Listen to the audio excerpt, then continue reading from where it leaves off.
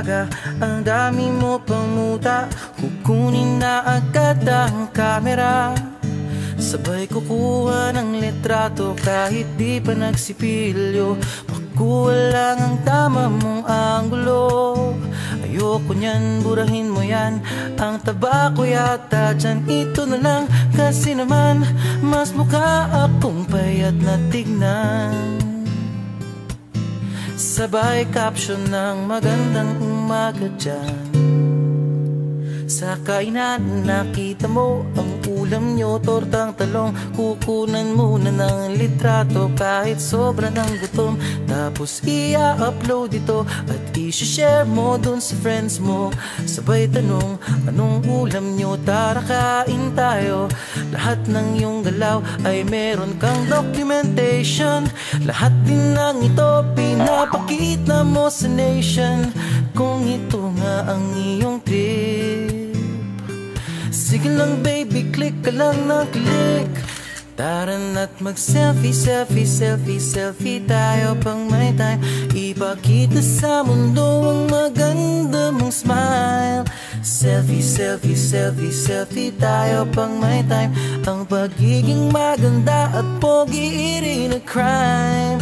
Selfie, selfie din pag may time.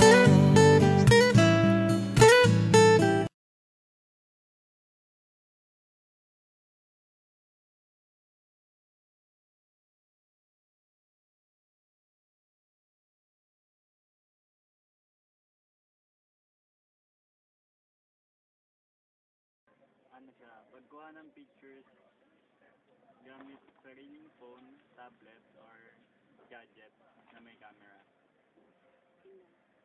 Para sa akin, ang selfie ay isang kaartihan lamang para lang maipakita sa social media ang itsurang nakaayos palagi. Kasi ako kasi yung taong hindi mahilig sa selfie eh. Yun lang.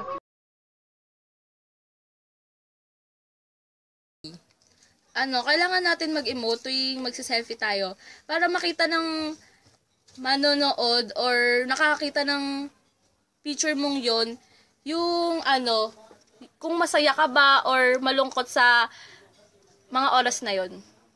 Sa iba, para mapakita nila yung expressions nila, o kaya paminsan naman, yung pawakit lang, yung ganun lang.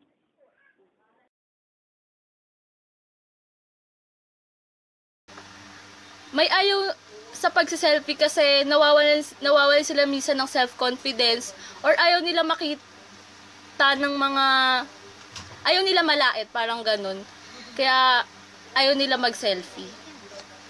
Siguro dahil hindi na rin sila komportable sa pag-selfie o hindi sila nag-selfie talaga.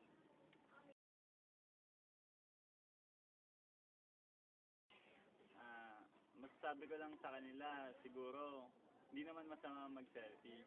Hindi naman ito pinagbabawal, pero ang pangit din naman kung sobra-sobra. Ang masasabi ko lang sa mga taong sobra-sobra ko mag-selfie ay mayabang. para lang kasi maipakita sa social media kung ano yung mga bagong mga bagay na nabili nila o kung ano yung mga masasarap na pagkain, yung mga kinakain nila. Yun lang.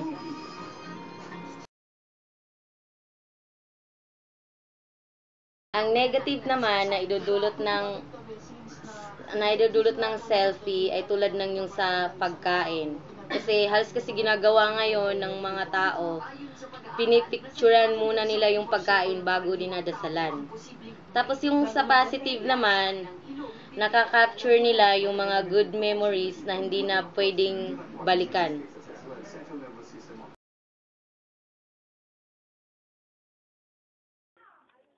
Para sa mga addict, sana naman, huwag siya masyado mag-selfie. Minsan nakakasira din kasi ito ng time management, isang tao. Dahil sobrang addict sa pag-selfie, hindi na nila nagagawa yung mga dapat nilang gawin, yung mga bagay na na-accomplish.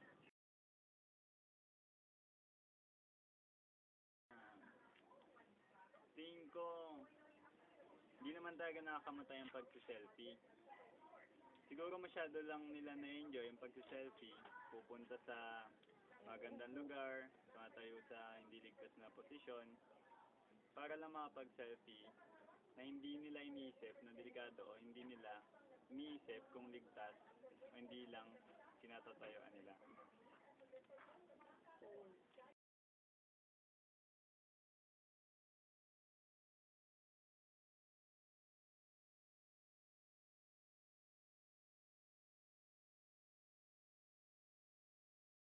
Ano ba, Joy? Gumising ka na dyan!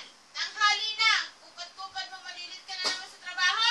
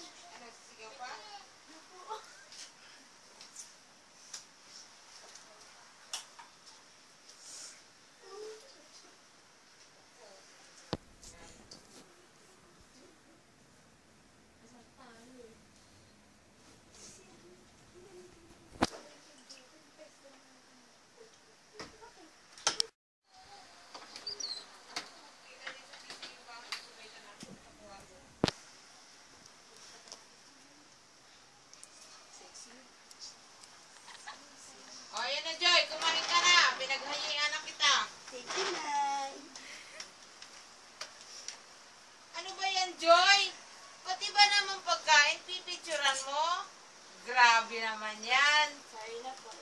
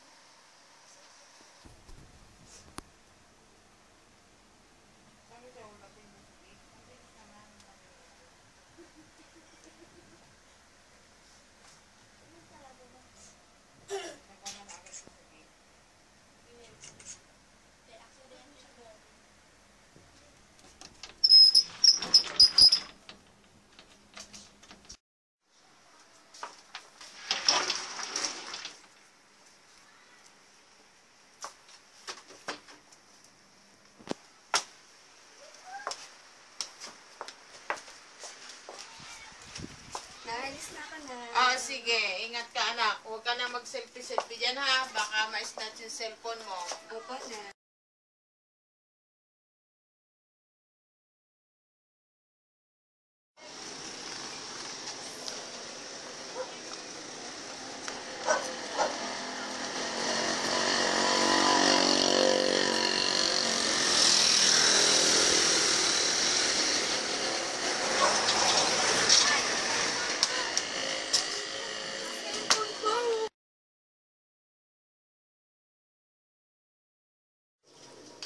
Grabe.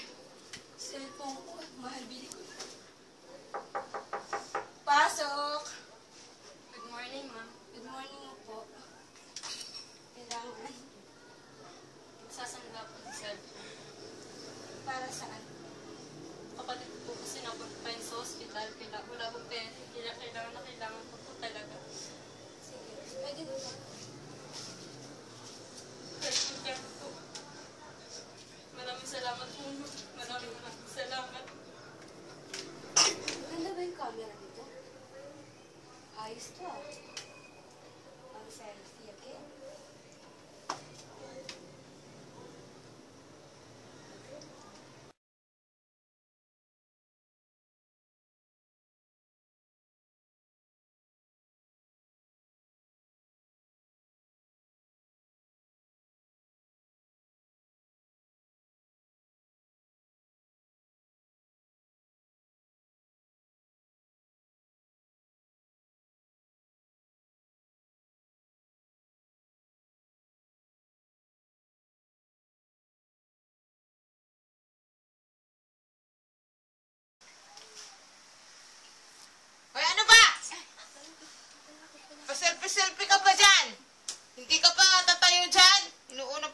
selfie-selfie mo? Ito na po, Nay. Tayo na po.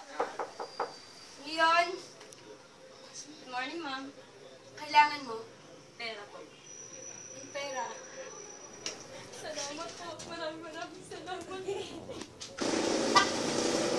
Ay! Snatcher!